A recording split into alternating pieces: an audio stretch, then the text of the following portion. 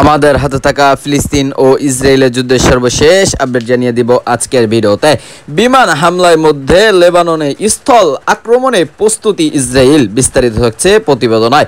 26 September 2024 বিমান হামলার মধ্যে লেবাননের স্থল আক্রমণের প্রস্তুতি ইসরায়েলের। লেবানন ইসলাম হামলায় প্রস্তুতি নিচ্ছে ইসরায়েল, এমনটাই জানিয়েছেন ইসরায়েলের সামরিক প্রধান হারিস হালিপি।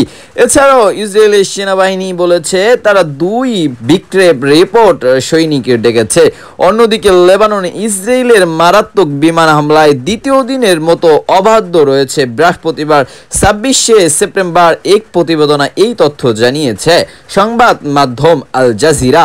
এদিকে লেবাননে ইসরায়েলের সর্বশেষ হামলায় বুধবার আরও 72 জন প্রাণ হারিয়েছেন, আহত হয়েছেন আরও প্রায় 400 মানুষ।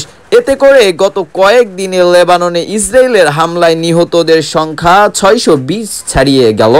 আল জাজিরা বলছে, গত সোমবার থেকে লেবাননের নাটকীয়ভাবে বিমান হামলা শুরু করে ইসরায়েলের এই হামলা এখনও অবাধ্য রয়েছে। এর মধ্যে বুধবার উত্তর ইসরায়েলের সৈনিকদের উদ্দেশ্য ইসরায়েলের সামরিক প্রধান হারজি হালিপি বলেছেন, সর্বশেষ এই বিমান হামলায় লক্ষ্য হচ্ছে লেবাননে আপনাদের সম্ভাবনা প্রবেশ জন্য স্থল প্রস্তুত করা। মূলত এর মাধ্যমে লেবাননের সর্বোচ্চ গোষ্ঠী হিজবুল্লাহর বিরুদ্ধে ইসরায়েলি বাহিনীর সমস্ত ইসরায়েল অভিনয় কথা সর্বশেষ স্পষ্টভাবে উল্লেখ করলেন তিনি।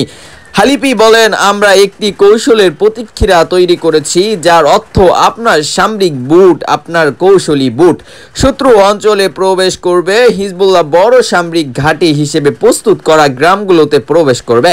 হিজবুল্লাহ ক্ষেপণাস্ত্র উপেক্ষা পান কথা উল্লেখ করে তিনি আরও বলেন, হিজবুল্লাহ তার হামলায় পরিসর